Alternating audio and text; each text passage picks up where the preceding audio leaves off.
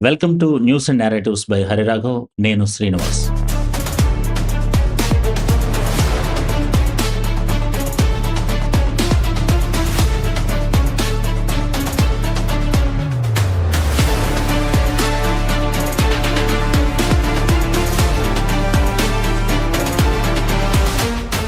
ఈ సంఘటనను కేవలం ఢిల్లీలో జరిగిన ఒక పోలీసు చర్యగా మాత్రమే చూస్తే మనం వార్తనే చూస్తాం.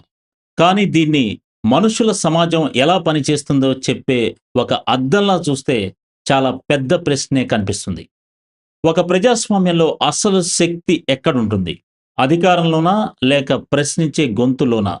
జంతర్ మంతర్ వద్ద విద్యార్థుల నిరసన ముగిసిన తర్వాత జరిగిన వరుస అరెస్టులు, అర్ధరాత్రి తనిఖీలు, విద్యార్థి నాయకులను వెతుకుతూ వివిధ ప్రాంతాల్లో పోలీసులు చేపట్టిన చర్యలు ఇప్పుడు దేశవ్యాప్తంగా చర్చకు దారితీశాయి.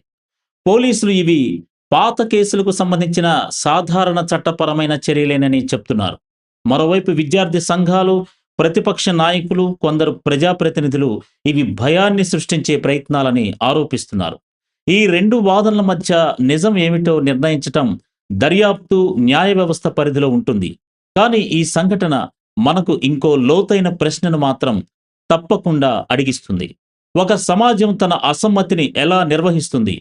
అదే ప్రశ్న ఈ చర్చకు కేంద్ర బిందువు. మనిషి సహజంగా సంఘర్షణను పూర్తిగా నివారించడు. కానీ అతను సంఘర్షణను ఎలా నిర్వహిస్తాడో అతని నాగరికతను తెలియజేస్తుంది. ఒక కుటుంబంలో పిల్లవాడు తల్లిదండ్రులను ప్రశ్నిస్తే రెండు మార్గాలుంటాయి. ఒకటి, ఆ ప్రశ్న వెనుక ఉన్న ఆలోచనను వినటం. రెండోది, ఆ ప్రశ్నను మౌనంలోకి నెట్టటం. మొదటి మార్గం సంబంధాన్ని బలపరుస్తుంది. రెండోది బయటికి క్రమశిక్షణలా కనిపించిన లోపల భయాన్ని పెంచుతుంది. ఇదే విషయం పెద్ద వ్యవస్థలకు వర్తిస్తుంది. విశ్వవిద్యాలయాలు, ప్రభుత్వాలు, సంస్థలు, న్యాయ వ్యవస్థలు అన్ని ప్రశ్నలతోనే ఎదుగుతాయి. ప్రశ్నలు అసౌకర్యంగా అనిపించవచ్చు. కొన్నిసార్లు అవి తప్పు ఆధారాలపై కూడా ఉండవచ్చు. కానీ వాటిని ఎదుర్కొనే విధానమే వ్యవస్థల పరిపక్వతను కొలిచే ప్రమాణము అవుతుంది. ఇక్కడ ఒక విషయాన్ని జాగ్రత్తగా వేరు చేయాలి. చట్టాన్ని అమలు చేయటం ప్రభుత్వ బాధ్యత. చట్టాన్ని ఉల్లంఘించిన వారిపై విచారణ జరగటం కూడా ప్రజాస్వామ్యంలో సహజమైన ప్రక్రియ. అదే సమయంలో ఆ చట్టపరమైన చర్యలు పారదర్శకంగా, న్యాయపరంగా, సమానంగా కనిపించడం కూడా అంతే ముఖ్యమైనవి. ఎందుకంటే ప్రజాస్వామ్యం కేవలం న్యాయం జరగటం పైనే ఆధారపడదు, న్యాయం జరుగుతోందనే ప్రజల విశ్వాసం పైన ఆధారపడుతుంది. అందుకే అర్ధరాత్రి చర్యలు, న్యాయవాదుల ప్రవేశంపై వచ్చిన ఆరోపణలు, రాజకీయ కార్యాలయాల్లో జరిగిన పరిణామాలు వంటి అంశాలు చర్చకొస్తాయి. ఈ ఆరోపణల నిజానిజాలు సంబంధిత విచారణ ద్వారా స్పష్టమవ్వాలి. కానీ ఇలాంటి ప్రశ్నలు లేవనెత్తబడటమే ప్రజాస్వామ్య ఆరోగ్యానికి సంబంధించిన సంకేతం.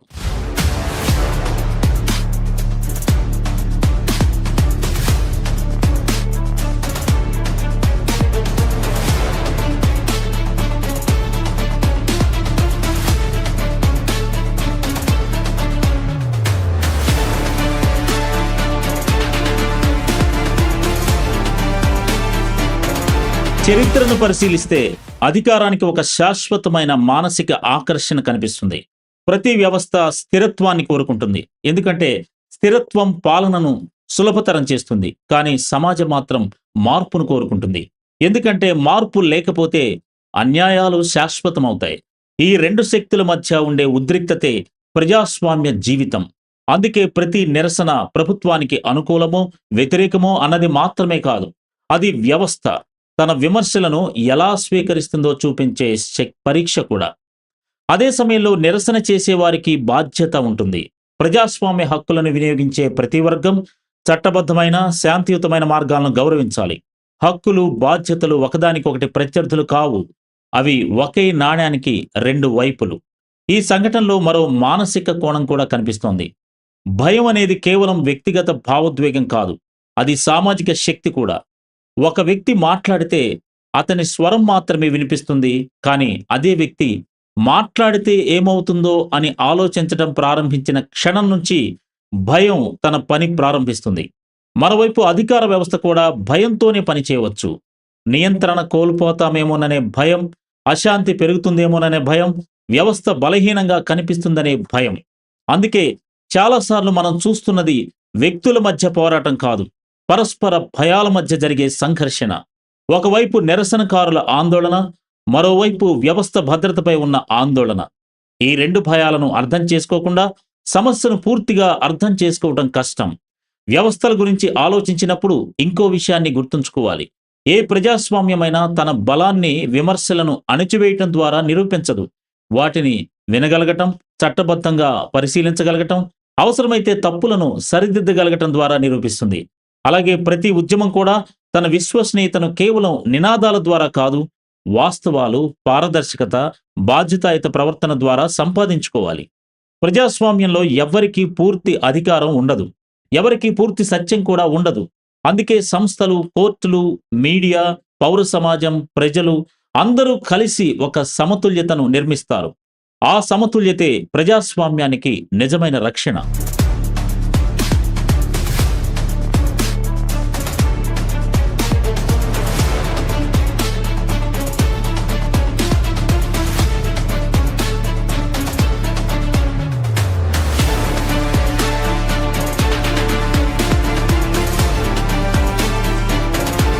అస్తిత్వ దృక్కోణంలో చూస్తే ఈ సంఘటన మనిషి జీవితంలో చాలా పాత ప్రశ్నను మళ్ళీ గుర్తు చేస్తుంది. మనం భద్రతను ఎక్కువగా కోరుకుంటామా, లేక స్వేచ్ఛనా? ఈ రెండింటిని ఒకేసారి పూర్తిగా పొందటం చాలా కష్టం. ఎక్కువ భద్రత కోసం స్వేచ్ఛను తగ్గించే ప్రమాదం ఉంటుంది, ఎక్కువ స్వేచ్ఛ కోసం వ్యవస్థను బలహీనపరిచే ప్రమాదం కూడా ఉంటుంది. అందుకే నాగరిక సమాజాలు ఈ రెండింటి మధ్య సున్నితమైన సమతుల్యతను నిర్మించడానికి నిరంతరం ప్రయత్నిస్తూ ఉంటాయి. ఆ సమతుల్యత ఎప్పటికీ పూర్తవదు. ప్రతి తరం దానిని మళ్ళీ నిర్మించాల్సిందే. అందుకే ఈ వార్తను కేవలం ఎవరు సరైనవారు, ఎవరి తప్పు అనే ప్రశ్నతో ముగించలేం. మరింత ముఖ్యమైన ప్రశ్న వేరేది. మన సమాజంలో అసమ్మతికి స్థలం ఎంత ఉంది? ప్రశ్న అడిగే హక్కును, చట్టాన్ని అమలు చేసే బాధ్యతను, న్యాయపరమైన ప్రక్రియపై ప్రజల విశ్వాసాన్ని, ఈ మూడింటిని ఒకేసారి ఎలా కాపాడగలం? ఎందుకంటే ప్రజాస్వామ్యం ఎన్నికలతో మాత్రమే నిలబడదు. ప్రశ్నించే ధైర్యం, వినే సహనం, చట్టంపై నమ్మకం, ఈ మూడు కలిసి ఉన్నప్పుడే అది సజీవంగా ఉంటుంది. చివరికి ఈ సంఘటన మనకు గుర్తు తెచ్చేది ఒకటే: ప్రతి వార్త ఒకరోజు పాతబడుతుంది, కానీ ఒక సమాజం తన అసమ్మతిని ఎలా ఎదుర్కొంటుందో అది ఆ సమాజం గురించి చరిత్ర చాలా కాలం గుర్తుంచుకునే విషయం. ప్రస్తుత భారతీయ యువతకు ఎంతో అవసరమైన నిష్పాక్షిక విశ్లేషణ ఇది.